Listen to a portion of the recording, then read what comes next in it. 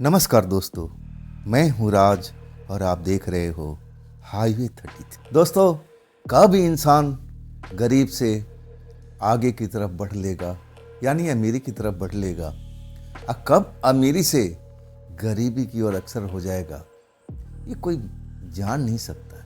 अगर लोग जान लेते तो अपने अपने लिए जरूर उपाय कर लेते। ये तो समय ही ऐसा करता है। समय बहुत ही बलवान है। दोस्तों, भूत प्रेत होता है या नहीं होता है, ये तो मैं नहीं कह सकता, लेकिन कुछ घटनाएं ऐसी आती है और तब इंसान उस चीज को समझ नहीं पाता कि मेरे साथ में ये जो हो रहा है वास्तव में हो रहा है या मेरी कोई दुस्वप्न है, मैं स्वप्न की दुनिया में हूँ। दोस्तों, ये कहानी है जगदीश जी की भेजी हुई, उत्तर प्रदेश के निवासी। ये आज की कहानी नहीं, 90 की दशक की है। जगदीश जी एक अच्छे परिवार में थे। खाते पीते परिवार था, संयुक्त परिवार था। ज़्यादातर उनके घर में पशुपालन का काम किया जाता था, दूध का डेयरी का काम होता था। कुछ जमीन भी थी जिसमें खेती बाड़ी हुआ करती थी। लेकिन ना जाने किसकी नज़र लगती है, जो हंसता खेलता परिवार है वो तबाह हो जाता है। जो पशु हैं बीमार पड़ने लगते हैं, बच नहीं पाते हैं। मतलब बहुत सारा नुकसान उस परिवार को झेलना पड़ता है। और इसके बाद बात वहीं खत्म नहीं होती, बात और आगे तक जाती है। पशु के साथ में जो हुआ तो वो तो अलग बात है, लेकिन अब इंसानों के साथ में भी कुछ ऐसी घटना घटने लगी थी। तब उस परिवार को मुखिया को लगा कि ये तो कुछ अलग ही हो रहा है, कुछ अलग ही कहानी है। झाड़ फूक के लिए वो भाग दौड़ करते हैं, लेकिन जब तक करते हैं तब तक सब तबाह हो जाता है। आखिरकार जब तांत्रिक उनके घर में आते हैं तो बता देते हैं, ये घटना कोई मामूली घटना नहीं है। तुम्हारे ऊपर में कोई न कोई ऐसा कोई काम किया है जो तुमसे जलता होगा, तुम्हें आगे बढ़ने देना नहीं चाहता है। तब तक वो परिवार संभलता है और तब तक तो देर हो चुकी होती है। ये जगदीश की कहानी है, जगदीश की परिवार की कहानी है। जगदीश उस टाइम में जवान हो चुके थे, थोड़ा बहुत पढ़ाई लिखाई अभी किए भी थे, और तब तक ये सब घटना उनके सामने आने लगी। पूरा परिवार बिखर चुका था। किसी को समझ में नहीं आ रहा था कि अब ये जो नुकसान जो इतना सारा हुआ है उसकी भरपाई कहाँ से होगी। वास्तव में भरपाई वो परिवार कर ही नहीं सकता था। तो चलिए इस घटना को शुरू से शुरुआत करते हैं जगदीश जी के शब्दों द्वारा। दोस्तों, मेरा नाम जगदीश है। मैंने तो कभी कल्पना भी नहीं किया था कि हमारे घर के ऊपर में ऐसी कुछ घटना भी हो सकती है। मैं तो कभी भूत प्रेत में यकीन करता ही नहीं था, ना मैं तंत्र मंत्र को मानता था। मैं सीधा साधा लड़का था और अपने परिवार के साथ बहुत ही सुखी ढंग से रहता था। हमारे परिवार में किसी चीज़ की कमी नहीं थी, खेती बाड़ी भी थी और ऊपर से हमारे घर में पशुपालन का काम भी किया जाता था। दूध दही की हमारे घर में कमी नहीं होती थी, उसी से तो हमारा घर बार चलता था। मेरे पिता 3 भाई थे और तीनों भाई का संयुक्त परिवार था। अभी हमारे जो परिवार थे सब एक ही घर में एक ही जगह पर, और सब एक दूसरे की मदद किया करते थे। काम सबका बटा बटा था, लेकिन मालिक एक थे, यानी मेरे पिताजी, जो उस घर का बड़े बेटा थे। सब उन्हीं के अंडर में चलता था। उसी के निर्देश पर, उन्हीं के निर्देश पर सब घर बार अब नियंत्रण होता था। लोग बाग उनकी बात मानते थे। घर के सदस्य बिना इजाज़त का कोई नया काम नहीं होता था। लेकिन जब वो रात आई जब पहली पशु की तबीयत खराब होती है, ऐसा लगा था कि ये तो मामूली बात है, सही हो जाएगा, कभी ना कभी ऐसा होता रहता है। लेकिन जब दूसरी रात आती है, दूसरी पशु का तबीयत खराब हो जाता है, और इसके बाद तो लाइन लग जाती है। डॉक्टरों के पास भागते हैं परिवार के लोग, पिताजी, चाचा जी, उनके भाई साहब, सब लोग भागते हैं। लेकिन जब तक डॉक्टर इलाज करता, मर्ज को समझता, तब तक तो देर हो चुकी थी। पशु सारे तबीयत बिगड़ती है और फिर उनके बाद मौत होनी शुरू हो जाती है। मतलब एक हफ्ते के अंदर में पूरा का पूरा जो हमारी डेयरी थी बिखर गई थी। सारे पशु मर चुके थे और जो जिंदा भी थे उनकी हालत बहुत ज़्यादा नाजुक थी। समझ में नहीं आ रहा था कि ऐसे कौन सा बीमारी आ गया जिसके वजह से हमारे घर में सारे पशु मरते चले गए, बीमार पड़ते चले गए। कोई जानता नहीं था। डॉक्टर भी हैरान थे, जो पशुओं के डॉक्टर थे, ऐसा क्या हो गया है। टेस्ट करते थे, दवा देते थे, इंजेक्शन लगाते थे, मतलब जो पशुओं का डॉक्टर होता है वो अपना काम करते थे, लेकिन बीमारी को समझ नहीं पाए थे। वो भी हैरान थे। जब सब कुछ बर्बाद हो गया, यही तो हमारी रोजी रोटी थी, इसी से तो हमारा परिवार चलता था। हमारे घर में दूध दही का कारोबार होता था, शहर में बेचा जाता था, सब कुछ खत्म हो चुका था। अब इसके बाद जो हमारा परिवार कभी हंसता खेलता परिवार था, लाचार परिवार बन गया था, पैसे पैसे के लिए मोहताज हो गया था। मेरे पिताजी को तो हिम्मत नहीं होती थी कि अब कर्जा भी लेकर के पशु का खरीद बिक्री करें, खरीद के ले आएं, ताकि उनकी डेयरी फिर पहले की तरह हो जाए। हिम्मत नहीं जुटा पा रहे थे और उनको अब कोई कर्जा देने वाला भी नहीं था। सब कुछ ऐसा हो गया था कि वो किसी ने कभी देखा नहीं था।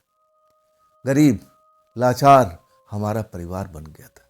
ले दे करके अब खेती बची थी और उसी से अब हमारा घर का काम जो भी था चलने लगा था, लेकिन उसमें इतनी उपज भी नहीं होती थी।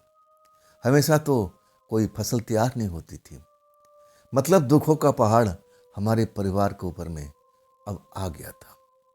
उस टाइम मैं जवान हो चुका था, मैं भी अपने घर का दुख दर्द समझता था। मैं पिताजी से कहता हूँ कि अब छोड़िए पढ़ाई लिखाई, अब मैं कहीं जा रहा हूँ शहर में, अब कोई नौकरी चाकरी करूँगा। पिताजी मुझे समझा रहे थे, चाचा जी समझा रहे थे कि नहीं नहीं, तुझे कहीं जाने की ज़रूरत नहीं है। लेकिन मैं जब समझाता हूँ कि आखिर घर का खर्चा वर्चा कैसे चलेगा, अब तो यहाँ कोई डेयरी नहीं है, अब तो कोई दूध दही का घी का कोई बिक्री नहीं होगा, तो पैसा कहाँ से आएगा। ऊपर से हमारे बहनें थी, एक नहीं 3 बहन थी, मेरे चाचा जी की, बड़े चाचा जी की, और हमारी भी एक छोटी बहन थी। इनका शादी ब्याह कहाँ से होगा, कैसे होगा। आखिरकार लोग बाग मेरे पिताजी को समझाते हैं कि लड़का तो ठीक कह रहा है, इसको जाने दीजिए, अभी इसको रोकना ठीक नहीं होगा, जो भी कमाएगा घर का खर्चा में तो काम आएगा। अब इसके बाद हमारे गांव के लड़के जो शहर में नौकरी किया करते थे, किसी फैक्ट्री में काम करते थे, मैं उनके साथ चला जाता। उस टाइम हमारी वो मदद करते हैं। जहाँ रहते थे मैं उन्हीं के साथ में रहने लगता हूँ। ग्रुप में रहते थे, एक छोटे से कमरे में 7 लड़कों का ग्रुप हम रुका करते थे। अब दिन रात उसमें शोर हुआ करता था और मैं तो ऐसे शोर में रहने का आदी नहीं था, लेकिन मजबूरी मेरी थी ना, अब मुझे ये सब सहन करना पड़ता है। और जब महीना दिन के बाद जब हमारी सैलरी मिलती है, तब शोर कुछ ज़्यादा ही बढ़ जाता है। लड़कों के पास में पैसा आने के बाद वो दारू के शौकीन भी थे, दारू खरीद के लाते हैं, मुझसे भी पैसा मांगा जाता है कि तुम भी अपना हिस्सा दो। तब मैं कहता हूँ कि भैया मैं दारू तो पीता ही नहीं हूँ, अब मैं किस बात का पैसा दूँ। मैं घर का भाड़ा दे रहा हूँ, जो भी आप शेयर में कर रहे हो, खाने का मैं दे रहा हूँ, तो मैं दारू का पैसा क्यों दूँ। इस चीज़ पर विवाद होने लगा था। वो जो लड़के थे ना, जो मुझे लेके गए थे, वो नशे में हो चुके थे।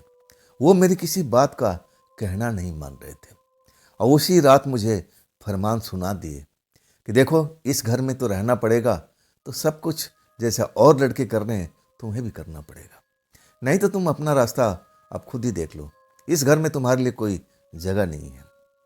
मैं बड़ा उदास हो गया था कि अब क्या करूं। ले दे के यही लड़के तो मुझे सहारा दिए हुए थे, इन्हीं के बल पर तो मैं यहाँ पर काम कर रहा था।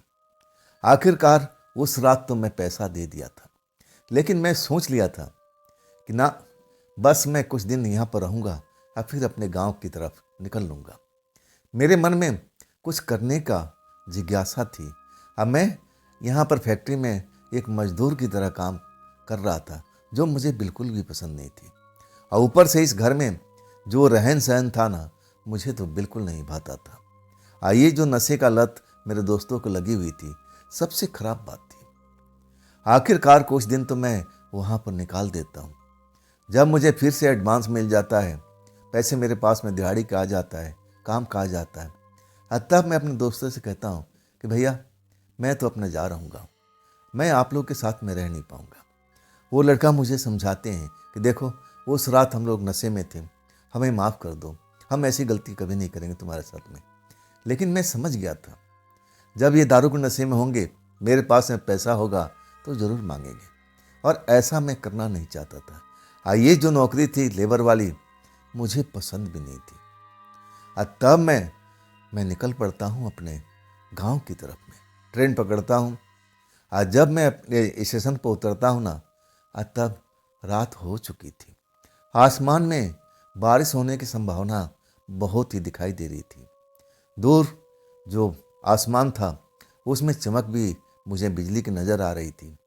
गड़गड़ाहट भी सुनाई दे रही थी कि कुछ ही देर के बाद बारिश भी यहाँ हो जाएगी। मैं जल्द से जल्द अपने घर पहुँचना चाहता था। मैं तेज़ी से अपने गांव की तरफ पैदल ही, रात का समय हो चुका था, 9 से ऊपर का टाइम था, कभी भी बारिश आ सकती थी और कोई साधन नहीं मिलता तो मैं पैदल ही चल देता हूँ। लेकिन मैं अपने पिता के लिए कुछ ऐसा चीज़ लेके जा रहा था जो उनको बहुत ही पसंद थी। वही चीज़ जिस चीज़ से मैं नफरत करता था, जिस चीज़ के लिए मैं शहर छोड़ करके अपने गांव आया था, वो दारू थी। कभी कभी मेरे पिताजी जब थक जाते थे तब दारू का सहारा लेते थे। उनको दारू पीना बहुत ही पसंद था। जब तक डेयरी चलती थी तो पैसे की तो अब कोई कमी थी नहीं, तो हर शाम उनके लिए ऐसा ही होता था। लेकिन वो पी के बहकते नहीं थे, आराम से सो जाते थे, फिर फ्रेश मूड में होकर के सुबह से काम में लग जाते थे। लेकिन मैं देखा था, वो किसी से कहते तो नहीं थे, लेकिन दारू पीने का आदत तो उनको हो चुकी थी। जब इतना बड़ा दुख आता है, सब कुछ भूल जाते हैं। आज जब मैं शहर से निकलता हूँ ना, तो मैं सोचता हूँ कि मैं अपने परिवार के लिए क्या लूँ, अपने पिता के लिए, अपने चाचा के लिए क्या लूँ। कुछ न कुछ सबके लिए अब सोचने लगता हूँ। मैं अपने पिता के लिए दारू का बोतल लेता हूँ जो उनको बहुत ही पसंद था। अपने परिवार के लिए, अपने बहन भाइयों के लिए मिठाई लेता हूँ। चाचा के लिए कुछ न कुछ अलग चीज़ देता हूँ। इसके बाद अपने बैग में भर करके ट्रेन में सवार हो जाता हूँ। वो ये बता रहा हूँ ना कि 9 से ऊपर का टाइम हो चुका था। आसमान में कभी भी बिजली जो चमक रही थी बारिश के रूप में, अब आ सकती थी। तेजी से मेरे कदम मेरे गांव की तरफ बढ़ रहे थे। 3 किलोमीटर का सफ़र था। अब बीच में सुनसान राहें अब मेरा इंतजार कर रही थी, और ऊपर से अमावस वाली रात भी थी जो मुझे बिल्कुल भी नहीं पता था। आज जिस सड़क से, जिस रास्ते से मैं जा रहा था, आगे चल कर के एक सूखा कुआं आता था। वहाँ पर कुछ घर जैसा बना हुआ था, जो लोग बाग बताते थे कि पहले यहाँ पर एक महात्मा जी रहा करते थे। उन्हीं का बनाया हुआ कुआं है। कुआं का निर्माण उन्हीं ने कराया था, और यहाँ पर अपने लिए एक आश्रम भी बनाया था। लेकिन ये बहुत ही पुरानी बात थी, बहुत अरसा बीत चुका था। ना तो वो महात्मा जी थे, हाँ उनका बनाया हुआ कुआं जरूर वहाँ पर था, और उनका जो आश्रम बना हुआ था अब तो खंडहर के रूप में आ चुका था। वहाँ कोई अब रहता ही नहीं था। ये तो बहुत पहले की बात थी, हमारे दादाजी के टाइम की बात थी। एक लंबा अरसा हो चुका था। लेकिन गर्मी के टाइम में वहाँ पर जो कुआं का था पानी बहुत ही स्वादिष्ट था, ठंडक और मिठास से भरा हुआ था। अब वहाँ के आसपास के गांव के लोग वहाँ पर एक डोर और एक बाल्टी रखा करते थे, ताकि कोई भी राहगीर दोपहर के टाइम या पानी से उसको प्यास लगा हुआ है तो अपनी प्यास को जरूर बुझा सकता है। हमेशा डोर बाल्टी रहा करती थी। और उस रात और भी उस बारे में कुछ नई जानकारी थी। मैं तो उन जानकारी को बिल्कुल नहीं मानता था। लोग बाग, गांव के लोग, आसपास के लोग कहा करते थे कि उस कुएं के पास में एक आत्मा भटकती रहती है, जो देखने में इंसान की तरह दिखती है, जवान दिखती है, जवान लड़की की तरह, लंबे लंबे बाल हैं, और वो सफ़ेद रंग का साड़ी पहनती है। उस कुएं के पास, उस आश्रम के पास में जो खंडहर बन चुका था, वहाँ पर भटकती रहती है और वहाँ पर कुछ और भी आत्माएं वास करती हैं, जो इंसानों को जो देख ले तो ऐसे ही डर जाए। ऐसा ही उनका रंग रूप और देखने में भयानक लगती थी। लेकिन उस लड़की के बारे में जो जिक्र आता था कि वो किसी के नुकसान नहीं पहुंचाती थी। कोई भी राहगीर भटकता था, रास्ता समझ में नहीं आता था, तो उसको रास्ता भी बता देती थी। वो बिल्कुल राहगीर समझ नहीं पाता था कि एक कोई आत्मा है या फिर कोई भूत है। जब तक समझता तब तक वो लड़की गायब हो जाती थी। तब उस राहगीर को पता चलता था कि आखिर अभी अभी जो लड़की मुझे रास्ता बताई है, आखिर वो गई कहाँ। तब वो डर जाता था, फिर भागता था वहाँ से। ऐसे ही किस्से कहानियाँ उस जगह के लिए बहुत सारा प्रचारित की गई थी। मैं भी इस किस्से कहानियाँ का बहुत आनंद लेता था, लेकिन मैं कभी भी भूत प्रेत पर यकीन नहीं करता था। और उसी जगह पर मैं जब पहुंचता हूं, उसे थोड़ी दूर पहले ही तभी बारिश जोरों से आ जाती है, बिजली चमकने लगती है। अब फिर मैं आश्रय लेने के लिए भागता हूं, लेकिन आसपास में बस इकलौता जगह वही थी, वो टूटा फूटा खंडहर जहां पर कभी आश्रम हुआ करता था किसी महात्मा जी का। वो कुआं के पास में मैं दौड़ता हूं बारिश से बचने के लिए, और उस खंडहर के पास जहां पर सुरक्षित जगह थी, जहां बारिश के बूंदें नहीं गिर रही थी, मैं वहां जाकर के अपने आप को छुपा लेता हूं। बिजली चमकती रहती है, घनघोर बारिश हो रही है, और तब मैं सोचने पर विवश हो जाता हूं। तब मुझे याद आता है कि जिस जगह पर मैं खड़ा हूं, ये तो लोगों का नज़र में ये तो हॉन्टेड जगह है। यहाँ तो ऐसे ऐसे किस्सा कहानियाँ मैं सुन चुका हूँ। मैं डरता नहीं था। मैं ऐसा नहीं था कि भूत प्रेत से मैं डर जाऊं। मैं कभी भूत प्रेत को देखा नहीं था, तो मैं कभी डरता भी नहीं था। लेकिन मैं उस स्थान पर आकर के, वो भी अमावस की रात को, उस स्थान पर खड़ा हो चुका था, आश्रय ले चुका था, जहाँ पर दिन के टाइम में भी लोग भाग डर करके भाग लेते थे। उनकी नज़र में वो हॉन्टेड जगह थी। वहाँ पर एक लड़की की आत्मा और ऊपर से वो बहुत भद्दे दिखने वाले भूत भी वहाँ नजर आते थे। जब मैं उस कहानी पर सोचने पर विवश होता हूँ, उसी जगह पर, क्या ये जगह वास्तव में ऐसी है क्या? ये जगह भूतों से भरी हुई है? अभी तक तो मेरे साथ में ऐसा कुछ भी नहीं हुआ था। मैं बारिश का रुकने का इंतजार कर रहा था। बिजली चमक रही थी, अब मैं उस कुएं की तरफ साफ साफ देख रहा था। जब बिजली चमकती थी तो एक चमक दूर तक फैल जाती थी। मैं देख रहा था कि कुएं के आसपास में कोई नहीं। अगर वो आत्मा होती तो अब तक तो मैं उसको देख लेता। अगर यहाँ पर और भी भूत होते तो अब तक तो क्या मुझे दिखाई नहीं देते? क्या मुझे छोड़ देते? मैं मन ही मन सोचने लगा था कि नहीं, ये सब किस्से कहानियों की बातें हैं, लोगों द्वारा फैलाई गई अफवाह है, ऐसा कुछ होता ही नहीं है। मैं निश्चित हो गया था। बारिश रुकने का इंतजार कर रहा था, कब रुकेगी कब रुकेगी। मुझे घर भी पहुंचना था और वहां से 1.5 किलोमीटर का सफर मुझे और तय करना था। लेकिन बारिश रुकती नहीं है और तेजी पर तेजी होने लगती है। लेकिन जब तक थोड़ी धीमी रफ्तार होती है ना, तब तक आधी रात के आसपास हो चुका था। मतलब 2 घंटा के आसपास मैं उस जगह पर बिता दिया। लेकिन इतने लम्हों में मुझे ना तो कोई भूत देखा, ना वो आत्मा दिखी कुछ कुएं के पास में। मतलब जो भी यहाँ की अफवाहें थी, सब अफवाह ही थी, ऐसा उसमें कोई सच्चाई थी ही नहीं। जब बारिश थोड़ा कम होने लगा ना, तब मैं समझा कि अब तो चलने का काम है। ना जाने फिर बारिश तेज हो जाएगी और फिर मैं फंस जाऊंगा। अरे थोड़ा गिलाए हो जाऊंगा ना, कोई बात नहीं है। मेरा पिट्ठू बैग था जिसमें अपने पापा का बोतल, बच्चों के लिए मिठाइयाँ और कुछ न कुछ, हर एक के लिए मैं कुछ न कुछ ले रखा था। मैं अपना पीठ पर डाले हुए और वहाँ खंडहर से बाहर निकलता हूँ। अब वहाँ से कुएं की तरफ आना था और तब जाकर के मुझे वो रास्ते नज़र आता और उस रास्ते से मुझे घर की तरफ जाना था। जब मैं कुएं के पास में आता हूँ ना, तब बिजली बहुत तेजी से चमकती है। जैसे तेजी से चमकती है ना, तो ऐसा लगता है कि पास में कहीं बिजली गिरी हो, गड़गड़ाहट भी सुनाई देती है। तब मैं एक पल के लिए डर जाता हूँ। भूत प्रेत से नहीं, वो बिजली इतनी तेजी से चमकी थी और गड़गड़ाहट इतनी तेजी से हुई थी, उसे मैं भयभीत हो गया था। तभी जैसे मुझे किसी ने पीछे से छुआ हो, ऐसा एहसास हुआ ना, तो मैं और डर गया। कौन है पीछे?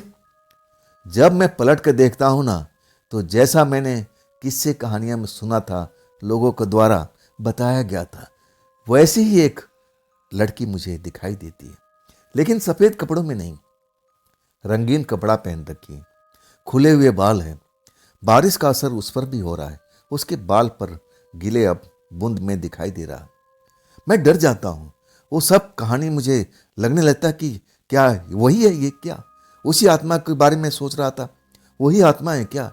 अब क्या? लेकिन जैसे ही मैं मुड़ता हूँ और देखता हूँ, तो मैं 2 कदम पीछे हट जाता हूँ। तुम कौन? तुम कौन? तब कहती है, अरे डरो मत बाबू, डरो मत। मैं तुम्हें कोई नुकसान पहुंचाने नहीं आई, मैं तुम्हें तो चेतावनी देने आई हूं। अभी यहां से आगे मत निकलो, खतरा है अभी। अभी जैसे ही तुम आगे जाओगे ना, तुम फंस जाओगे उनके बीच में।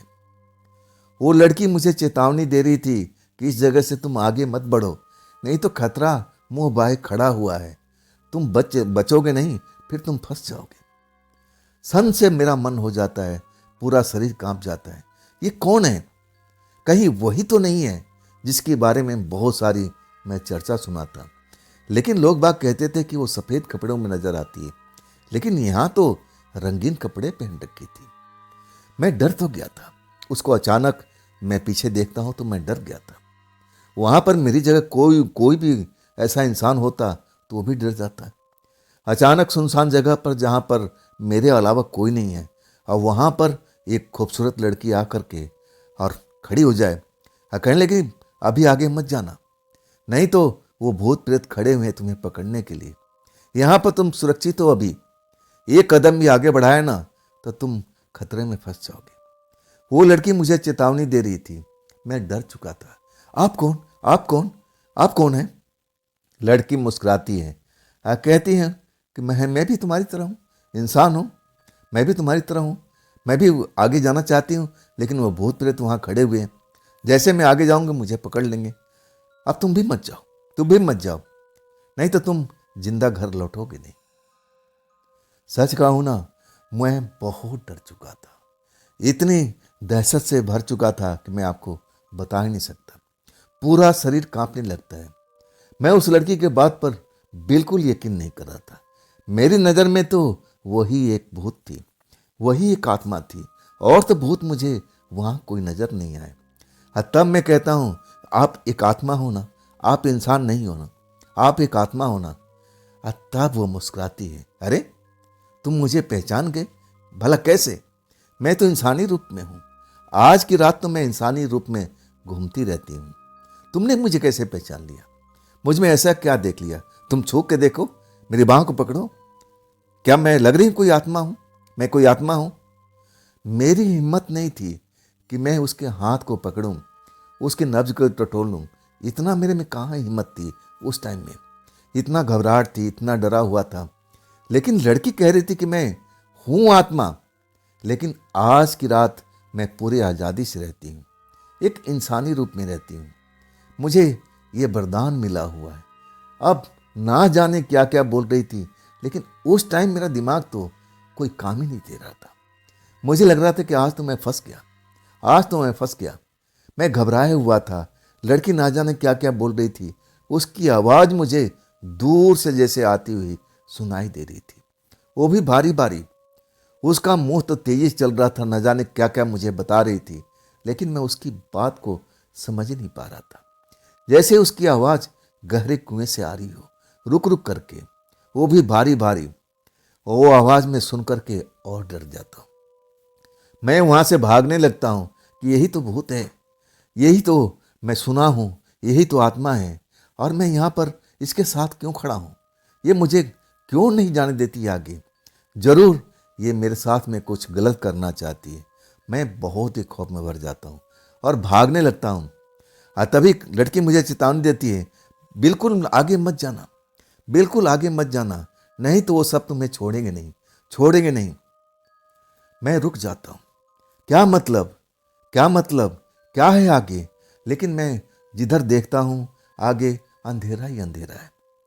लेकिन उसी टाइम बिजली चमकती है, और जब बिजली की रोशनी में सामने देखता हूँ रोड के साइड में उस रास्ते पर, तो मैं तो और भयभीत हो जाता हूँ। मैं देखता हूँ वहाँ पर भयानक भयानक चेहरे वाले कुछ और भूत प्रेत वहाँ खड़े हुए हैं, और सबकी निगाह मेरी तरफ लगी हुई है कि कब मैं उस रास्ते से जाऊं ताकि वो मुझे पकड़ सके। मेरी हिम्मत जवाब दे गई थी। मैं एकदम रोने लगा था, और तब लड़की मेरे कंधे पर हाथ रखती है। अरे दोस्त, रोने से काम नहीं चलेगा, मैं तुम्हें कुछ होने नहीं दूंगी, आओ इधर। अब देखो फिर बारिश स्टार्ट होने वाली है, अभी बारिश तेजी से आ जाएगी। आओ हम तुम सुरक्षित जगह पर बैठते हैं, और तुम मुझसे डरो मत। मैं तुम्हें सच बताती हूँ, लेकिन यहाँ नहीं, चलो अंदर में चलो। मेरी हिम्मत नहीं थी कि उस लड़की की कहना टाल सकूं। ना जाने उसकी बात में और उसकी आंखों में क्या जादू था। मैं उसके जादू के जाल में फंस जाता हूँ। लेकिन दिल जो था तेजी से धड़क रहा था कि आज तो मैं गया। आगे तरह तरह का मुझे भूत दिखाई दे रहे हैं, एक से एक डरावना चेहरे वाले। इधर खूबसूरत लड़की, ये भी एक भूतनी तो थी। मतलब एक तरफ कुआं, दूसरी तरफ में खाई। मैं बचूंगा कैसे? यही सब अपने मन में सोच रहा था कि आज शायद मैं अपने घर पहुंच नहीं पाऊंगा। मेरी यात्रा का अंत यही होना है। मैं बहुत खौफ में था, आंखों में आंसू निकल रहा था। मैं मन ही मन रो रहा था, और ऐसा मेरी हालत देख करके वो आत्मा मुझे दिलासा देती, अरे रुको रुको, डरो मत, मैं कह रही हूं ना कि मैं तुम्हारी सुरक्षा कर रही हूं, तुम्हारे साथ में कुछ ऐसा नहीं होगा, आओ मेरे साथ में। उसके पीछे पीछे उसी खंडहर में जाता हूँ। खंडहर में मुझे एक टूटा फूटा दरवाजा दिखता है। वो कहती है आओ मेरे पीछे पीछे, मैं तुम्हें सुरक्षित रहूंगी रात भर के लिए, और जब जैसे सुबह होगी मैं तुम्हें फिर बाहर निकाल दूंगी, और तुम अपने घर पर चले जाना। लेकिन इस टाइम तुम जाओगे ना तो जिंदा घर नहीं पहुंच पाओगे, तुम भी उनकी भूत की टोली में शामिल हो जाओगे। मैं और खौफ में भर जाता हूँ। हे ईश्वर, मैं कहाँ फंस गया हूँ, अब मैं क्या करूँ? मैं क्या इस पर यकीन कर सकता हूँ? लेकिन मेरे पास में दूसरा कोई ऑप्शन नहीं था। ये लड़की अभी भी मुझे एक सुंदर ज्योति की तरफ दिख रही थी। इसमें भूत प्रेत वाला कोई लक्षण दिखाई नहीं दे रहा था। जैसे मैं सामने में देखा था, भयानक भयानक चेहरे वाले भूत प्रेत जो मुझे इंतजार कर रहे थे कि कब मैं उनकी तरफ आऊं। अगर उस टाइम बिजली नहीं चमकती तो शायद मैं भागते हुए निकल जाता और उनके जाल में फंस जाता। और फिर वो लड़की सही कहती थी कि मैं उन्हीं की टोली में शामिल हो जाता। मैं खौफ में भरा हुआ था। और तब लड़की कहती, अरे आओ भी, सोच क्या रहे हो? मेरा हाथ पकड़ के खींचती है। अब शरीर में सनसनाहट से होने लगती है। वो टूटा फूटा दरवाजा जैसा दिख रहा था, लेकिन था कि नहीं उस रात में मुझे पता नहीं। और फिर अपने हाथ से वहाँ पर इतनी जगह अब वो बना देती है जिसमें से एक इंसान आराम से आ सकता है, जा सकता है। मुझे उस अंधेरे में लेके चल देती है जहाँ ना जाने कहाँ क्या होगा। अंधेरा ही अंधेरा नजर आ रहा था, और वो मुझे दिलासा देते, अरे डरो मत, डरो मत, मैं तुम्हारी रक्षा करने की कोशिश कर रही हूँ, तुम्हारे साथ में कुछ गलत नहीं होगा, तुम मुझ पर विश्वास रखो, तुम मुझ पर विश्वास रखो। अब मेरे पास में कोई ऑप्शन नहीं था। मैं जादू से अब उसके जाल में फंसा हुआ था। अब मैं उस अंधेरी दुनिया में चला जाता हूँ, उसके पीछे पीछे। हर तरफ अंधेरा ही अंधेरा नजर आता है। आखिरकार मैं कांपने लगता हूँ, चीखने लगता हूँ, अंधेरे से मुझे डर लगने लगता है। तब कहती, शांत हो जाओ, हम सुरक्षित पहुंच गए हैं, अब तुम यहाँ पर सुरक्षित हो। हाँ, अंधेरे से डर लग रहा है ना, अभी मैं रोशनी कर देती हूँ। कुछ ही देर में वहाँ पर पूरा जगह रोशनी से भर जाता है। और तब मैं देखता हूँ कि एक बड़ा सा कमरा है, बिल्कुल साफ सुथरा मुझे नजर आ रहा है। जमीन पर बिस्तर लगा हुआ, चटाई लगी हुई है, मटका रखा हुआ है। मतलब एक इंसान के रहने के लिए बहुत ही सुंदर जगह वो थी, जो मैं पहली बार देखता हूँ चारों तरफ घूम घूम करके। यहाँ तो अंधेरा भरा हुआ था, यहाँ तो कोई ऐसा रोशनी भी नहीं है, तो ये रोशनी कहाँ से आ रही है? और तब मैं देखता हूँ कि एक उल्टा मटका रखा हुआ है और उसमें सुराख हुए पड़े हैं और उसी में से ये रोशनी निकल रही है छन छन करके। और वो रोशनी भी बड़ा अजीब ढंग की थी, बिल्कुल सफ़ेद रोशनी, जैसे उसके अंदर में कोई ट्यूबलाइट मटके के अंदर में रखा हुआ है और उसी से प्रकाश निकल रही है। वो लड़की कहती है मुझे, अब यहाँ बैठ जाओ, ये जो देख रहे हो जगह, ये बिस्तर है, अब तुम यहाँ पर आराम कर लो। अभी तुम उस जगह पर जा नहीं सकते, अगर तुम जाओगे तो फिर जिंदा नहीं बचोगे। इस जगह पर तुम सुरक्षित हो, बैठो, अपना बैग उतारो। इस बैग में तुमने क्या भर रखा है, इतना वजन कैसे है, क्या क्या लिया अपने परिवार के लिए। मैं तो डरा हुआ था, मैं उस लड़की से भी डरा हुआ था जो देखने में कहीं से भी प्रेतात्मा नजर नहीं आ रही थी। एक इंसानी शरीर धारण किए हुए थी, रंग बिरंगे कपड़े पहन रखी थी। हाँ, कहीं से भी नहीं ऐसा लगता था कि कोई प्रेतात्मा है, कोई भूत प्रेत है। इंसान की तरफ पूरा वो दिख रही थी। उसके चेहरे पर मुस्कुराहट थी, उसकी आंखों में शरारत थी। और तब वो कहती है, क्या रखा इस बैग में, क्या क्या लिया परिवार के लिए। हाँ, मैं तो एकदम डरा हुआ था। वो समझ गई कि मैं अभी डरा हुआ इंसान हूँ, अभी बातचीत करना सही नहीं है। और तब मेरे पास में आती है, मेरे सर पर हाथ रखती है। जैसे हाथ रखती है ना, ऐसा लगता है कि जो शरीर में मेरा हलचल हो रहा था, डर से मारे शरीर कांप रहा था, सब कुछ शांत होने लगता है। ऐसा लगता है कि मैं नशे में आ चुका हूँ, जैसे मैं दारू पी रखा हूँ। ऐसा मेरे शरीर होने लगता है, जैसे लग रहा है मैं ये बिल्कुल हल्का हो चुका हूँ। ऐसे मैं अपने आप को उस टाइम में अब समझ रहा हूँ, आखिर मेरे साथ में उसने क्या किया था। अब मैं उससे डरता नहीं हूँ, ना जाने ऐसा मेरे अंदर में जोश भर जाता है। वो लड़की कहती है, अब कैसा लग रहा है, कैसा महसूस कर रहे हो। मैं मुस्कुरा के उससे बात करता हूँ, बिल्कुल ठीक हूँ, मैं बिल्कुल सही हूँ। आप कौन हैं, आप तो अपने बारे में बताइए। मैं जैसे समझ रहा हूँ वो मेरी कोई सखी है, मेरी कोई मित्र है, ये तो एक प्रेतात्मा थी और उससे मैं डर नहीं रहा था। ना जाने उसने मेरे ऊपर में ऐसा कौन सा जादू किया था कि मैं सब कुछ डर भूल चुका था। उसे तो अपना दोस्त समझने लगा था। तब वो मुस्कुराती है कि हाँ, मैं हूँ एक प्रेतात्मा, लेकिन मैं दूसरों की तरह नहीं हूँ जो लोग बाग को परेशान करते हैं, उनके साथ में गलत हरकत करते हैं, उनको मार डालते हैं। मैं ऐसी नहीं हूँ। तुम्हारे बैग में क्या, तुमने अभी तक बताया नहीं। तब मैं कहता हूँ कि बापू के लिए दारू है, अब मेरे घर के बच्चों के लिए मिठाइयाँ हैं, कुछ ना कुछ सबके लिए है। जैसे मैं बोलता हूँ ना, वो सोच में पड़ जाती है। कहती है, अब समझ में आ गया, उन चीज़ों को कैसे पता चल गया, जरूर इसकी खुशबू दूर तक आ गई होगी। ये मेन रीजन तुम्हारे बैग में रखा हुआ दारू है। तुम दारू पीते हो क्या। तब मैं कहता हूँ, नहीं नहीं, मैं कभी दारू नहीं पीता। दारू के वजह से तो मैं शहर से अब अपने गांव जा रहा हूँ। मैं पूरी कहानी बताने लगता हूँ कि मेरे दोस्त मेरे साथ में जब पैसा आता था, सैलरी मिलती थी, हफ्ता मिलता था, तब मेरे साथ में कैसा व्यवहार करते थे। मैं उससे डरता नहीं हूँ, अपनी दिल की बातें सब कुछ बताने लगता हूँ। मैं अपने आप को इस हालत में देख करके आश्चर्य में पड़ा था, कभी कुछ देर पहले मेरी हालत क्या थी और अभी क्या है। ये लड़की कोई डरावनी नहीं है, इसे मुझे डरने की जरूरत नहीं है, ये तो मेरी दोस्त की तरह है। मैं सब कुछ उससे बातें शेयर करने लगता हूँ।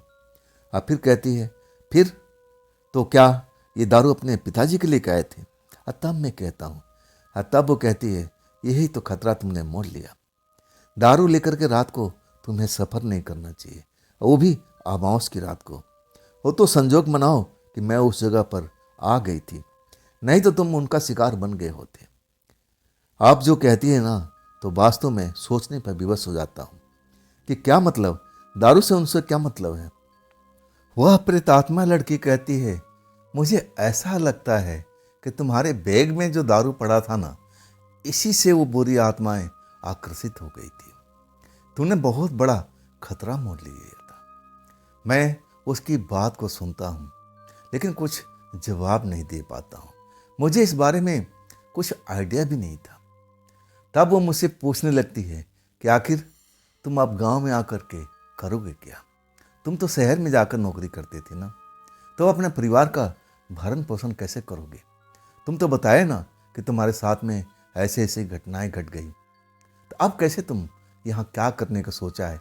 वो मेरे बारे में बहुत कुछ पूछ रही थी, अब मैं उसका सही सही जवाब दे रहा था। मैं उसको बताने लगता हूँ कि मेरे अंदर में एक आइडिया आया हुआ है। मैं चाहता हूँ कि जो मेरा परिवार पहले काम किया करता था वही काम मैं करूँ, लेकिन अब मैं पशुपालन का काम नहीं करूँगा। मैं एक डेयरी खोलना चाहता हूँ। मेरे पिताजी का दुकान का बहुत शौक है। मैं चाहता हूँ कि किसी न किसी तरह से मैं एक डेयरी का काम करूँ। अपने पिताजी के लिए वो काम मैं करना चाहता हूँ, लेकिन समझ नहीं आता है कि मैं पैसा कहाँ से लाऊंगा, और उसमें तो मुझे काफ़ी पैसा का जरूरत पड़ेगा। लड़की सब कुछ जैसे सुन रही थी और वो हाँ हूँ कर रही थी। और जब मैं पूरी अपने दिल की बात बता देता हूँ, तब कहती है, क्या तुमने अपने पिताजी के बारे में, मतलब ये अपने आइडिया अपने पिताजी से शेयर किया है, बताया हो वो भी चाहते हैं ऐसा क्या? तब मैं कहता हूँ हाँ, उनकी दिली इच्छा थी, ये काम करना चाहते थे, लेकिन घर में पशुपालन था ना, अब समय नहीं मिल पाता था, सारा परिवार उसी में फंसा रहता था। हमारी दिल की इच्छा भी यही है। मैं अपनी दिल की इच्छा बता देता हूँ कि मैं एक डेयरी फार्म खोलना चाहता हूँ। पशुपालन का काम बहुत नुकसान हमें साबित हुआ है।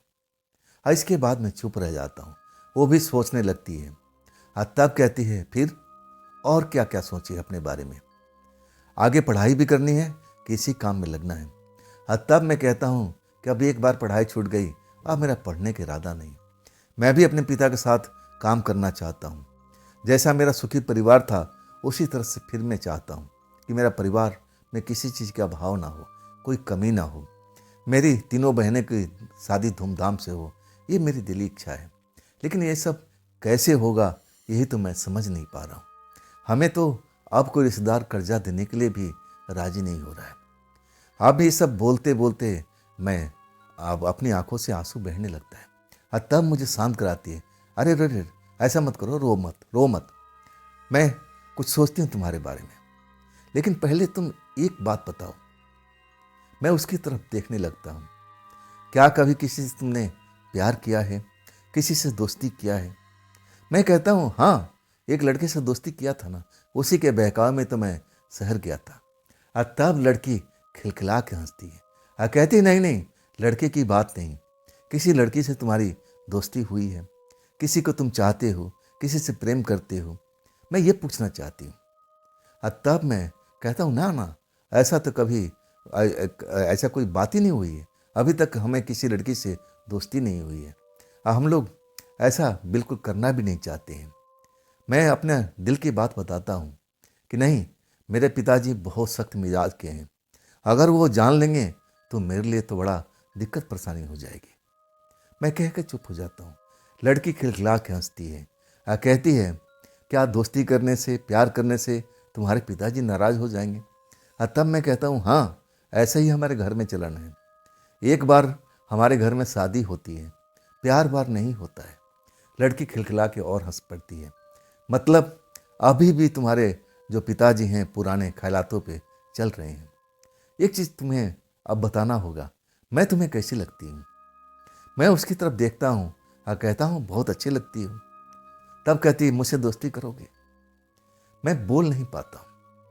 मैं जान चुका था कि ये प्रेतात्मा है, अब प्रेतात्मा से कोई भला दोस्ती क्यों करेगा? और तब मैं चुप हो जाता हूँ। कहती है, अगर मैं प्रेतात्मा नहीं होती तो क्या मुझे तुम दोस्ती करते? मैं सर हिला देता हूँ, बोल तो नहीं पाता हूँ, सर हिला देता हूँ, हाँ मैं।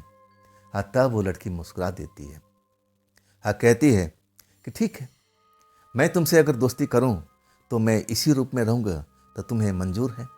तब तुम मेरे साथ में रह सकते हो, मुझसे अपने दिल की बातें बता सकते हो। मैं कहने लगा कि यह कैसे संभव है? तुमने तो बताया है कि अमावस की रात को बस मुझे आज़ादी मिलती है, अब मैं कुछ टाइम के लिए इंसान बन जाती हूँ, अब फिर मैं एक प्रेतात्मा हो जाती हूँ, तो आप ये कैसे कर सकोगे? मेरे मन में कोई डर उस टाइम नहीं था। वो लड़की का जो मेरे ऊपर में किया हुआ असर था वो अभी तक मौजूद था। मैं अपने दिल की बात उसके सामने रखने लगता हूँ। डर नाम का कोई चीज़ नहीं था। और लड़की खिलखिला के हंसती है और कहती है, हाँ तुमने सही कहा है, मैं अमावस की रात को ही अब इस रूप में आती हूँ, नहीं तो मैं हवा की तरह विचरती रहती हूँ, मेरा कोई शरीर है ही नहीं है। ये तो मुझे एक तरह से अब इसको अभिशाप मान लो या वरदान मानो कि हमें अमावस की रात को कुछ घंटे के लिए आज़ादी मिलती है, ताकि मैं अपने असली रूप में आ सकूं, कुछ ऐसा ही समय अपना बिता सकूं। ये समय बहुत जल्द खत्म होने वाला है। वो चारों तरफ नज़रें घुमाती है, हाँ कहती है, तो अब तुमने बताया नहीं, क्या मैं इसी रूप में तुमसे मिलूं तो क्या मेरे से आप दोस्ती करोगे? हाँ तो मैं बोल दिया था। हाँ मैं बोलता हूँ कि हाँ, मैं इस रूप में आपसे ज़रूर दोस्ती कर सकता हूँ, बातचीत कर सकता हूँ, मिल भी सकता हूँ, लेकिन कोई और रूप में आप आओगे तो मैं डर जाऊँगा। मैं सीधी अब जो भी मेरे दिल में बातें चल रही थी मैं बता देता हूँ। अब मुझे अभी भी थोड़ा संकोच हो रहा था कि मैं एक प्रेतात्मा से दोस्ती कैसे कर सकता हूँ। मैं अपने दिल की बात अब अपने दिल के अंदर छुपाता नहीं हूँ, ये बात बोल भी देता हूँ।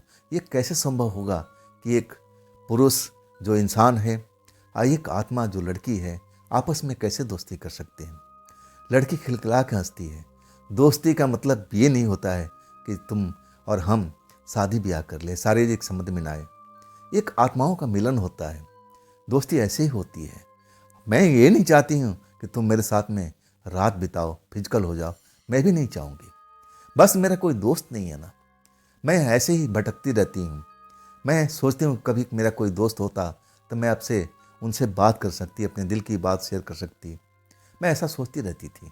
अब देखो तुम मुझे अच्छे लगने लगे हो, तो क्या मैं फिर वही बात तुमसे दोहराती हूँ कि क्या मुझसे इसी रूप में अगर मैं मिलूँ तो क्या मुझसे दोस्ती कर पाओगे? तब मैं कहता हूँ हाँ, लेकिन मैं इस जगह पर नहीं आने वाला। आपसे मिलने के लिए आप कहोगे कि रात के टाइम यहाँ पर आ जाओ, तो ये संभव नहीं है। लड़की फिर मुस्कुराती है, कहती है फिर तुम कहाँ मिलना चाहोगे? मैं कहने लगा कि अपने गांव के आसपास में, वहाँ पर भी मंदिर है, वहाँ पर भी तालाब है, पेड़ है, बगीचा है, आप कहीं भी आ सकती हो। लेकिन इस जगह पर आप मुझे बुलाओगी बातचीत करने के लिए तो मैं नहीं आऊँगा। मुझे अब समझ में आ गया कि जगह बहुत ही खतरनाक है, आपने खुद ही बताया है। तब वो हामी भरती है, कहती है ठीक है, मैं इसके बारे में सोचूंगी, लेकिन अब जो मेरा समय है अब वो जा रहा है। मैं इंसानी रूप को अब त्याग करने वाली हूँ। मैं अपने असली रूप जो मेरा है मैं उसमें आ जाऊंगी, और उसमें आ जाऊंगी तो तुम मुझे देख नहीं पाओगे। लेकिन हाँ, मैं तुम्हें छू सकती हूँ, मैं तुम्हें एहसास करा सकती हूँ, मैं तुम्हारे कान के पास में आकर के बातें कर सकती हूँ। मेरी आवाज़ को तुम पहचान लोगे ना? मैं कहने लगा हाँ, अगर आप ऐसा करोगी तो मैं ज़रूर पहचान लूँगा। अब उसके बाद में वो फिर कुछ ही देर के बाद वो जाती है उस जगह से और दूसरे कमरे में पहुंचती है। और तब तक वो जो मटके में रोशनी जल रही थी वो धीमे धीमे उसकी रोशनी कम होने लगती है। वो सफ़ेद रोशनी अचानक पीला रंग अब वो ले लेती है और कुछ ही देर के बाद में रोशनी बिल्कुल मध्यम हो गई थी। ऐसा लगने लगा था कि जो भी उसमें ऊर्जा जल रहा है वो ख़त्म के अवस्था में है। अब ये रोशनी बंद हो जाएगी, ये जगह फिर अंधेरे से भर जाएगी। लेकिन जब तक मैं समझता तब तक मुझे कोई आ करके छूता है। मैं फिर डर जाता हूँ, कौन किसने मुझे छुआ? यहाँ तो कोई है नहीं, लड़की तो दूसरे कमरे में गई है। तब मेरे कानों में एक हंसी सुनाई पड़ती, अरे मैं हूँ, मुझे पहचान गए? तब मैं लंबे सांस लेता हूँ कि हाँ हाँ, मैं आपको जान गया। लेकिन तब तक वो जो जादू मंत्र मुझ पर था वो सब कुछ खत्म हो चुका था। मेरी अवस्था पहले की तरह हो चुकी थी, डर मुझे लगने लगा था। तब लड़की कहती है अब चलो, मैं तुम्हें गांव तक पहुंचा के आती हूँ। कब तक यहाँ पर होगे? अब बाहर जो है बारिश भी थम चुकी है और वो प्रेतात्मा अभी भी तुम्हारा इंतजार कर रही है।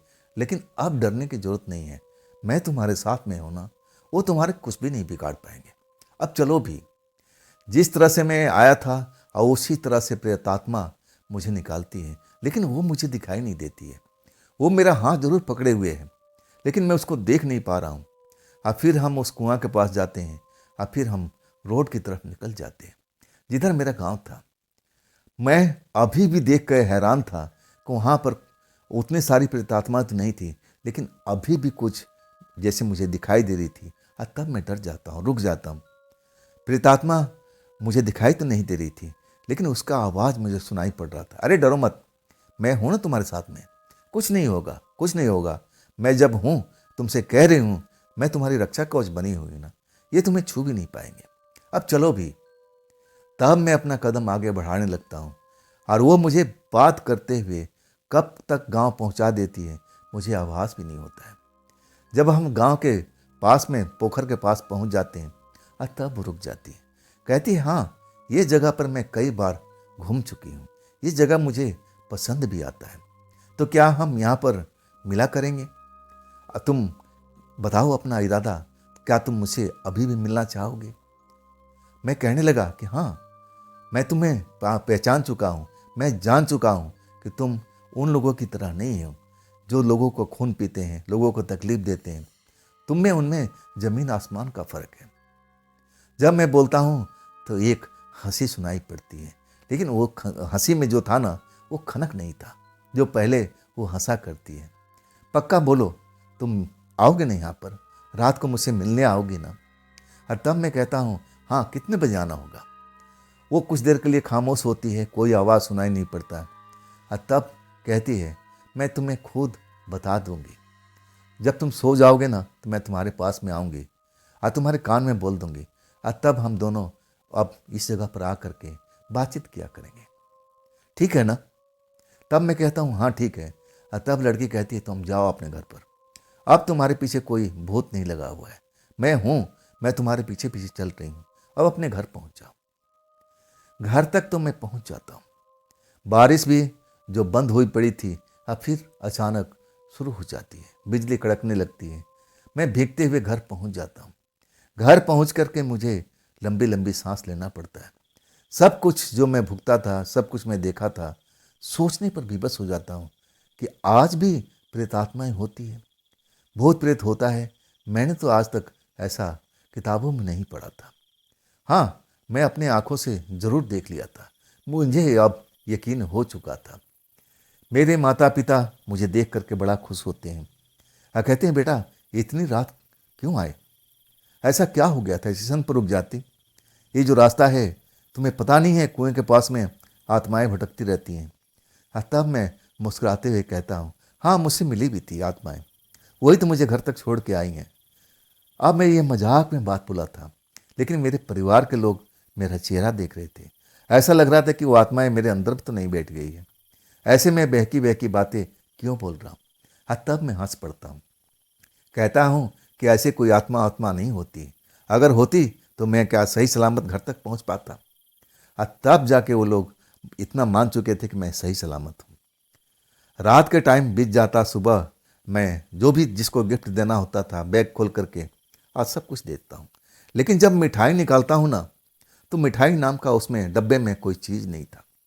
मिठाई कहाँ गई, कब गई, मेरे हिसाब से तो उसी डब्बे में होना चाहिए था। मैं सोच ही नहीं पाता हूँ कि मिठाई मैं कहाँ गिरा दिया, मेरा बैग तो बंद था, मिठाई कब खाली हो गया, समझ नहीं पाता हूँ। मेरे परिवार के सब लोग हैरान हैं कि खाली डब्बा लेके आया, मिठाई भी कम से कम दो चार पीस ले लेता इसमें। तब मैं कैसे समझाऊं कि ये डब्बा है मिठाई से भरा हुआ था। मैं सोचने पर मजबूर हो जाता हूँ कि कहीं ये उसी लड़की का काम तो नहीं है, उसको कहीं मिठाई पसंद तो नहीं है। मुझे ऐसा लगा था, मैं सोच लिया था कि आज रात को जब भी मेरे पास में आएगी अब मैं ये सवाल उससे ज़रूर पूछूंगा। आखिरकार परिवार के लोग मुझे खुश थे, कुछ पैसा भी कमा के आया था, तो उस टाइम हल्का फुल्का मदद मैं जरूर कर दिया था। लेकिन मैं अपने पिता, चाचा, बड़े चाचा के नज़रे को देख रहा था, उनका चेहरा मोहरा को परखने की कोशिश कर रहा था। उनके चेहरे पर चिंता की रेखाएं मुझे साफ दिख रही थी। मेरे चाचा का कहना था कि अब हमारा परिवार कैसे चलेगा, हम लोग क्या करेंगे, कहाँ से लाएंगे इतना पैसा, हम कैसे पशु खरीदेंगे। तब पिताजी डांटने लगते हैं, नहीं नहीं, अब कोई पशु वशु नहीं लाना है, नहीं, हमारे पास में अब पहले वाली शक्ति नहीं है, पावर नहीं है, हम कहीं से कर्जा भी नहीं ले सकते, हमारे हाथ बंध चुके हैं, हम इसके बारे में सोच भी नहीं सकते, हमें तो कोई ना कोई अलग रास्ता चुनना पड़ेगा। अब हो सकता है कि हम लोग को मेहनत मजदूरी करना पड़ेगा, लेकिन ये काम घाटे के सौदा हम कभी नहीं करेंगे। जब मैं पिताजी की ये बातें सुनता हूँ तो अंदर ही अंदर दहल जाता हूँ। एक वो दिन था जब हमारा परिवार कितना खुश था, हर तरफ खुशहाली दिखाई देती थी, पैसा कौड़ी का घर में कोई कमी नहीं होता था, जो जिसकी इच्छा होता था खाता था, पीता था, पहनता था। लेकिन आज वही घर था, वही लोग थे, लेकिन कितना बदलाव हो चुका था। मैं मन ही मन सोचने पर विवश हो जाता हूँ कि काश मेरे पास में इतना धन होता कि मैं पिताजी का जो सोचना था डेयरी खोलने का वो मैं खोल कर दे देता। मेरे परिवार के लोग कितने खुश होते हैं। मेरे बड़े बड़े चाचा वो कितना खुश होते हैं, मेरे मझले चाचा कितने खुश होते हैं। मैं इस तरह की बातें अपने मन में सोचने लगता हूँ। आखिरकार रात होती है। मैं छत के ऊपर एक कमरा बना हुआ था जहाँ पर मैं पढ़ाई लिखाई किया करता था और उसी कमरे में मैं सोता भी था। मैं अपने छत वाले कमरे में चला जाता हूँ और इसके बाद खाना पीना खाने के बाद कब मुझे नींद आ जाती है मुझे पता ही नहीं चलता है। जब मुझे कोई उठाता है अब मुझे लगा कि माँ आई होगी। जब मैं देखता हूँ तो दरवाज़ा तो बंद है, कमरे में कोई दिखाई नहीं देता है, रोशनी जल रही होती है। मैं सोचने पर विवश हो जाता हूँ। नींद में था ना तो समझ में नहीं आता है कि आखिर मुझे कौन जगाया। फिर आंखें बंद करता हूँ और तभी कानों पर आवाज़ आती है, अरे मैं हूँ, पहचान गए। मैं जब आवाज़ सुनता हूँ तब मेरे थोड़ा सा डर का आभास होता है। मतलब सही में ये लड़की मुझसे दोस्ती कर ली है, ये तो मेरे घर तक पहुँच गई। हाँ, मैं कुछ बोलना चाहता था लेकिन मेरे गले से आवाज़ नहीं निकल रही थी। मैं डर गया था उस टाइम में। तब वो मुस्कुराती है, हंसती है और कहती है, क्या मुझसे डर रहे हो क्या। मैं कुछ बोल नहीं पाता हूँ। तब मुझे गुदगुदाती है अपने हाथों से। जैसे मैं हंसने लगता हूँ तो वो भी हंसने लगती है। अरे चलो भी, तुमने बोला था कि हम पोखर के पास चलेंगे, बैठेंगे, बातचीत करेंगे। तब मैं कहता हूँ कि मुझे माफ़ करना। अब देखो मैं इस घर के अंदर हूँ, अब जाना संभव नहीं है। मेरे पिता का जो कमरा है बस गेट के बाहर है। अधिकतर वो उनकी आंखें जो है नींद में नहीं होती हैं, वो सोचती रहती हैं। वो कब जाग जाएंगे, कब आहट होगी, वो मुझे जानने नहीं देंगे। अब मुझे माफ़ कर दो, मैं उस जगह पर जा नहीं पाऊंगा। तब कहती है, ठीक है, हम यहीं बातचीत करते हैं। अब बताओ क्या तुमने सोचा अपने बारे में, कुछ तो बताओ। अब फिर उसके बाद दोस्ती ऐसी ही बातें कुछ चलने लगती है। मैं डरा रहता था कि कोई मेरी बातों को घर परिवार में सुन ना ले। लेकिन वो कहती थी कि ये आवाज़ जो हम बातचीत कर रहे हैं ना, ये बाहर तक नहीं जाएगी। अब वो कैसे कहती थी मैं समझ नहीं पाता था। और इसके बाद में अपने दिल की बात में सब कुछ उसे शेयर करता था। मैं पिताजी का उदास चेहरा, मझले चाचा का, बड़े चाचा का सब बताता था। मैं अपनी बहनों का उदास चेहरा, सब कुछ उनके दिल में क्या चल रही थी, सब कुछ बताता था कि देखो ये घर कितना मेरा खुशहाल था और आज देखो हर तरफ उदासी उदासी फैली हुई है। ये घर में हर कोई चहकता रहता था और वही देखो आज कोई कोई एक दूसरे से बात करने के राजी नहीं है। कोई ना कोई सोचता रहता है, अपने गम को भुलाने की कोशिश करता है। लड़की मेरे बात को समझती थी। कहती है कि मैं तुम्हारी मदद तो करूँगी लेकिन समझ में नहीं आता है कि मैं कैसे करूँ। मेरी इच्छा तो है कि मैं जो तुमने काम सोचा है उसमें तुम्हारी मदद करूँ। मुझे लगा कि लड़की बस दिल बहला रही है। ऐसा अगर इसमें शक्ति होती, पावर होती तो धन का मुहैया जरूर करा देती। लेकिन अभी तक उसने इसके बारे में हाँ भी नहीं भरा था और ना भी नहीं बोला था। मतलब इसी तरह से अभी हमारा काम चल रहा था। वो मुझे दिखाई नहीं देती थी लेकिन वो छूती थी ना तो मुझे आभास होता था। कभी कभी मेरे बालों की सहलाने लगती और कहती तुम थके हुए, तुम सो जाओ। शायद मेरे बगल में आकर सो जाती थी और मुझे पता भी नहीं चलता था। इस तरह हर रात मेरे कमरे में आने लगी थी। घंटा 2 घंटा हम उससे बातचीत करते थे और जब खुद कहती थी कि अब तुम्हें नींद आ रही है, अब तुम्हें सो जाना चाहिए, अब मुझे नींद भी आ जाती थी। लेकिन कभी कभी मुझे एहसास होता था कि जैसे मेरे बगल में लेटी हुई हो। खैर ऐसा ही अब चलने लगा था हर रात को। हर रात जैसे ही आधी रात होती थी वो लड़की हमारे कमरे में आ जाती थी। मैं उसको अब कुछ ना कुछ नई नई बातें बताता था और नई बातें शायद सीखा करती थी या ना जाने उससे क्या उसका लेना देना था। कोई ना कोई कहानी मैं हर रोज़ अपने परिवार को, अपने गांव के बारे में बताया करता था और वो बड़ा खुश होती थी। नई जानकारी उसको अब समझ में आता था। ऐसी ही दोस्ती हमारी चल रही थी और अब कोई विशेष बदलाव नहीं था। वही रात को आती थी, घंटा 1.5 घंटा हम बातचीत करते थे। अब मुझे कहती थी कि अब तुम थके हुए हो, सो जाओ। मैं सो जाता था, लेकिन कभी कभी ऐसा आभास होता था कि जैसे एक हाथ मेरे सीने पर कोई रखा हुआ हो। मैं आंखें खोलना चाहता था ताकि मैं देख पाऊं, लेकिन मेरी आंख खुलती नहीं थी। शायद वो जो प्रेतात्मा थी, अभी भी उसमें इतनी शक्ति थी कि ऐसा कर सकती थी। कभी कभी मैं सुबह उठता था ना, तो बड़ा विचित्र मुझे महसूस होता था। शरीर हल्का हल्का लगता था। हाँ, कभी कभी तो मेरे शरीर पर कुछ कपड़ा भी गायब रहता था। हाँ, तब मैं एक रात उससे पूछता हूँ कि क्या मेरे सोने के बाद में तुम चली जाती हो या मेरे साथ रात गुजारती हो। हाँ, तब वो खिलखिला के हंसने लगी। मैं बहुत कुछ पूछना चाहता था, लेकिन वो बात को गोल कर जाती थी, नई नई बातों पर आ जाती थी कि अब नया तुमने क्या सोचा है, क्या तुम अभी भी वही काम करना चाहते हो जो तुम्हारे पिताजी का सपना है। हाँ, तब मैं कहता हूँ हाँ, मेरा इरादा तो वही है, लेकिन अभी कोई मदद मुझे मिल नहीं रही है। लड़की कहती है कि मैं सोच रही हूँ इस बारे में, जल्द से जल्द तुम्हारे बारे में कुछ ना कुछ होगा, लेकिन अभी वो समय नहीं आया। महीना दिन गुजर चुका था। हर रात लड़की आती थी, घंटा डेढ़ घंटा वही बातचीत। और फिर मुझे आभास होता था कि वो मेरे बगल में ही लेटी हुई है। और जब मैं उससे पूछता था तो मना भी नहीं करती थी और हाँ भी नहीं करती थी। आखिरकार अमावस की रात आ चुकी थी। आज जैसे ही अमावस की रात आती है, मैं तो समझ ही नहीं पाया था। मेरे लिए तो हर रात अमावस की रात थी, और हर रात ही ऐसी मेरे लिए ज़िंदगी में अब काली नज़र आ रही थी। जिसका घर बार में उदासी माहौल हो, हर तरफ कोई ना कोई सोच रहा हो, नया काम करने का कोशिश कर रहा हो, लेकिन काम बनता ही नहीं था। मेन चीज़ था कि हमारे घर में पैसा था ही नहीं। जब तक पैसा ना हो तो कोई नया काम कोई कैसे कर सकता है। ऐसे में हम लोग दिन भर चर्चा करते थे, चाचा भतीजे, कभी मेरे बाबूजी बैठ जाया करते थे, कभी माँ भी बैठती थी। हम नए नए आइडिया पर काम करते थे, लेकिन आ करके गाड़ी हमारी वहीं रुक जाती थी कि आखिर इतना पैसा कहाँ से आएगा।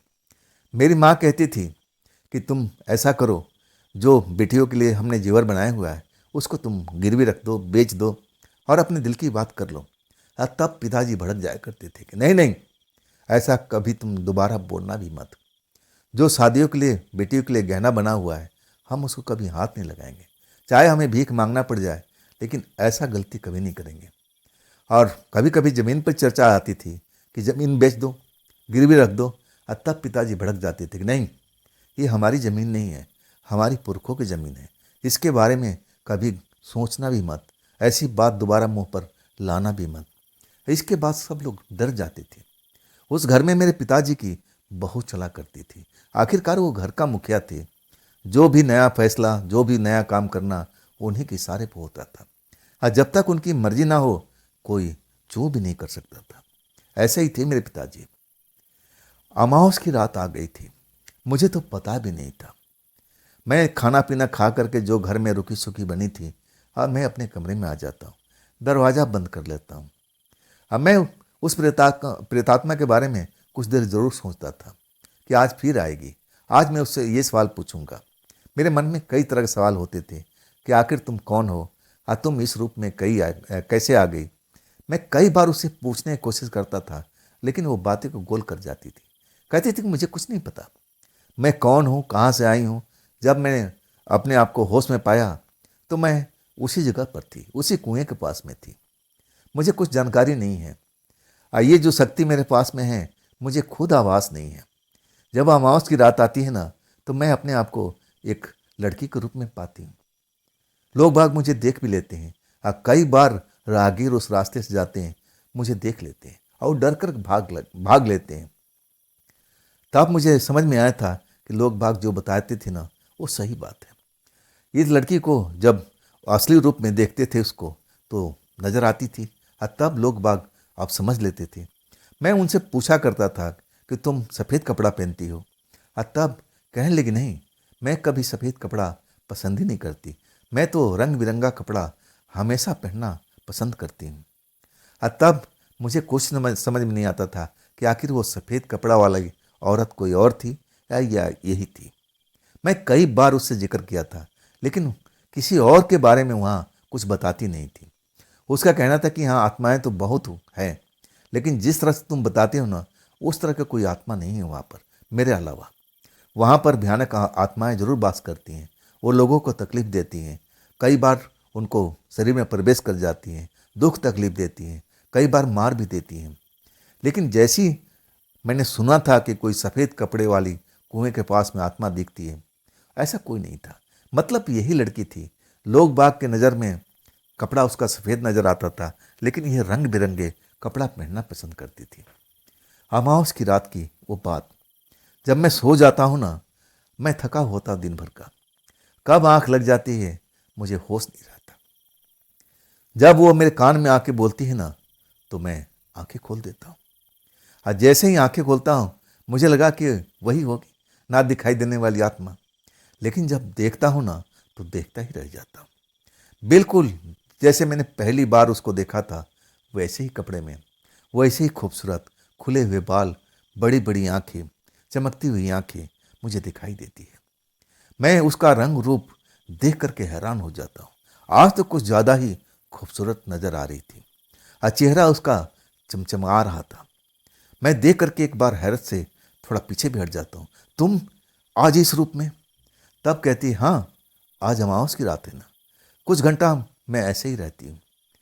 क्या ये मेरा रूप तुम्हें सही नहीं लगा? तुम मुझसे दोस्ती नहीं करते क्या? तुम मेरा दोस्त नहीं हो क्या? तुम मुझसे प्यार नहीं करते क्या? ऐसी उसी बातें करने लगती। और तब मैं कहता हूँ, हाँ हाँ, तुम मेरे दोस्त हो, मैं तुमसे प्यार भी करने लगा हूँ, अब बैठो भी, मैं तुमसे बहुत कुछ पूछना चाहता हूँ। और तब कहती, पूछो, लेकिन मेरे बारे में मत पूछना कि मैं कौन हूँ, कहाँ से आई हूँ। मुझे खुद पता नहीं है कि कब मैं कहाँ से आई हूँ, क्या मैं हूँ। ये सब अगर पूछोगे तो मेरे जवाब ना हाँ में होगा ना ना में होगा। मुस्कुराते हुए अपनी दिल की बात रख देती है। पहली बार उसके सुंदर जिस्म से मुझे वो खुशबू महसूस हो रही थी, और जिसकी खुशबू से मैं अपने आप को जैसे बचने की कोशिश कर रहा था। मेरे मन में उसके प्रति प्यार उमड़ रहा था, और उसकी भी आंखें भी ऐसे ही मुझे चमकती हुई दिखाई दे रही थी। अब वो कहने लगी कि देखो, कुछ घंटा है हमारे पास में, कुछ घंटा हम दोस्त की तरह रह रहे हैं, प्रेमी की तरह रह रहे हैं, और फिर तो हमें उसी रूप में आ जाना है। मैं भी समझ गया था कि कुछ घंटा हमारे पास में है और मैं उसके साथ प्रेम कर सकूं। मैं अपने आप को रोक नहीं पाता हूँ, ना वो भी अपने आप को रोक पाती है। हम दोनों एक जिस्म दो जान जो कहते हैं ना, वही होता है। फिजिकली हम हो जाते हैं पहली बार उसकी नज़र में, मेरी नज़र में। और वो लड़की भी बहुत खुश नज़र आती है, जैसे उसको खजाना मिल चुका हो। उसकी आंखें चमकती रहती है और तब कहती है कि मैंने तुम्हारे बारे में बहुत कुछ सोचा था और वो चीज़ अब करने का टाइम आ गया है। मैं हैरान हो जाता हूँ। क्या मतलब? क्या सोचा है तुमने? कहती है, तुम भूल गए, तुमने कहा था ना कि एक डायरी खोलना है अपने पिता के लिए, तुम्हारे पिता का सपना है, तो मैं काम आज तुम्हारे लिए आसान कर दूंगी। मेरे पास में कुछ ऐसा है जो मेरा अपना है, मैं तुम्हें वो चीज़ देना चाहती हूँ और जिससे तुम ये काम आसानी से कर सकते हो। मैं हैरानी से पूछता हूँ कि तुम्हारे पास में है क्या तुम्हारा अपना? तुम तो एक प्रेतात्मा हो, तुम्हारा शरीर अपना नहीं है, तो तुम्हारे पास में होगा क्या? मजाक में बोलता हूँ। तब कहती है ना, मेरे पास में कुछ ऐसा चीज़ है जो तुम देखोगे तो देखते ही रह जाओगे। अब अपने पास से एक पोटली निकालती है, लाल रंग की पोटली, मेरे हाथ में पकड़ा देती है और कहती है, यही मेरे पास में था, अब इसी से तुम्हें अपना जो सपना है वो पूरा करना होगा। पोटली खोल के देखो तो सही, पोटली खोल के देखो तो सही। जब मैं पोटली खोलता हूँ तो मैं देखते रह जाता हूँ। इसमें तो सोना का आभूषण ही आभूषण दिखाई देता है। अब मैं कहता हूँ, ये तुम कहाँ से लाई हो? तब कहती, मैं कहीं से नहीं लाई, ये तो मेरे पास में हमेशा था, यही मैं तुम्हें अब एक गिफ्ट के रूप में देना चाहती हूँ। और एक बात और मैं तुमसे करना चाहती हूँ। मैं हैरान था कि आखिर अब क्या, अब क्या, वास्तव में ये जो जेवर है तुम्हारा ही है? वो कहती है, हाँ, ये मेरा ही है। मैं अपने लिए अब क्या करूँगी? अब इस चीज़ का मुझे अब ज़रूरत क्या है? अब ये चीज़ तुम्हारे जीवन में काम आएगा, इसे तुम अपनी गाड़ी आगे बढ़ाओ, जो तुम्हारी इच्छा है उसको पूरी करो। अब हमारी ये किसी काम का नहीं है, तुम अपने पास इसको रह सकते हो। तब कहती है, एक बात और। मैं कहता हूँ, और कोई सरप्राइज देना चाहती हो क्या? कहती है, सरप्राइज तो नहीं, कुछ ऐसी बात है जो मैं बोलने से भी हिचक रही हूँ। तब मैं कहता हूँ, ऐसी कौन सी बात है जो तुम बोलने से हिचक रही हो? अब बोलो भी सही, सस्पेंस में क्यों डाल रही हो? मैं अपने आप पर काबू करते हुए उससे पूछ रहा था। तब वो कहने लगी, आज की रात आखिरी रात है, अब इसके बाद मैं तुमसे कभी मिल नहीं पाऊंगी। अब मुझे मुक्ति अब मिल गई है। बस कुछ ही देर के बाद मैं इस दुनिया को छोड़ करके अपनी दुनिया में चली जाऊंगी। और उसके बाद उसकी आंखों से आंसू गिरने लगता है। मैं एकदम अवाक हो जाता हूँ। मेरा मुंह खुला का खुला रह जाता है। क्या मतलब, क्या मतलब, क्या करना चाहती हो तुम? ये तुमने सोचा भी कैसे? मुझे छोड़ के चली जाओगी? मुझे छोड़ के चली जाओगी? तब कहती कि नहीं, मैं जाना नहीं चाहती थी। मैं भी तुमसे बहुत प्यार करने लगी थी, लेकिन अब वो घड़ी आ चुकी है। मैं कहता हूँ, तुम तो कहती थी कि हमारा जीवन ऐसे ही चलेगा, हम ऐसे ही रहेंगे, दोस्त रहेंगे, हम हर रात को मिला करेंगे। लेकिन तुम ये क्या बोल रही हो? मुझे कुछ समझ में नहीं आ रहा है। तब कहती है, मुझे भी समझ में नहीं आ रहा है, लेकिन अब इतना तो समझ में आ गया है कि जब हम एक दूसरे के जिस्म में समाये हुए थे, हम फिजिकल हो गए, तब मुझे आभास हो गया कि यही आखिरी रात है। अब इसके बाद हम तुमसे कभी मिल नहीं पाएंगे। मैं पूछता रह जाता हूँ कि आखिर हुआ क्या है, हुआ क्या है? तब कहती है, शायद मेरे भाग में यही लिखा हुआ था कि मैं तुम्हारे आगोश में आऊँगी और फिर मुझे मुक्ति मिल जाएगी। मुझे इस जोनी से हमेशा के लिए जाना होगा। मैं अपनी दुनिया में जा रही हूँ। उसकी आंखों में आंसू बरस रहे थे और मेरा भी कुछ यही हाल था। मैं उसे रोकने की कोशिश करता हूँ, लेकिन कहती है, तुम मुझे मत रोको, तुम मुझे मत रोको। अगर रोकोगे भी तो मैं रुक नहीं पाऊंगी। ये मेरे हाथ में नहीं है, मुझे अब जाना ही होगा। आखिरकार मेरे सामने ही उसी दरवाजे के अंदर चली जाती है और फिर मुझे नज़र नहीं आती है। मैं दरवाज़ा खोलता हूँ, छत पर दौड़ता हूँ कि आखिर कहाँ है, लेकिन मुझे दिखाई नहीं देती है। मैं पूरा छत पर दौड़ लगाता हूँ। अब मेरी दौड़ से पूरा परिवार जाग जाता है। क्या हुआ, क्यों दौड़ लगा रहा है बेटा? मेरी माँ चिल्लाती है। अब मुझे सबको लगता है कि मैं कहीं पागल तो नहीं हो गया, कहीं मेरे साथ में कुछ हो तो नहीं गया है। आधा परिवार मेरे छत पर आ जाता है, मुझे रोकने की कोशिश करता है। मैं उसको आवाज़ देता रहता हूँ, तुम कहाँ हो, तुम कहाँ हो? आज तब तक पूरा परिवार जो था मुझे पकड़ लेता है। क्या हो गया है, क्या हो गया इसको? मुझे ज़बरदस्ती नीचे लेके जाया जाता है। अब खाट पर लेटा दिया जाता है। गंगा जल मुझे छिड़काव किया जाता है कि उसको इसके ऊपर में कोई प्रेतात्मा आ चुकी है, प्रेतात्मा का असर है। गंगा जल तो छिड़का जाता है, लेकिन मुझे होश था। इसके बाद मैं अपनी आंखें बंद कर देता हूँ। गहरी नींद आ जाती है और जब मेरी आँख खुलती है तो सुबह हो चुकी थी।